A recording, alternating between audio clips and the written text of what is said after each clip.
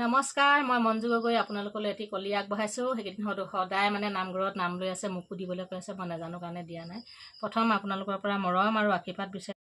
জীৱন নামৰ বন্তি গজি হিয়াই মাজে জ্বলে,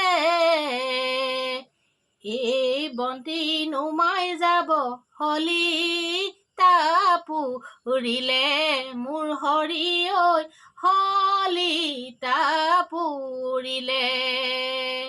এ ৰাম ৰাম জীৱন নামৰ বন্তি গজি হিয়াই মাজে জ্বলে,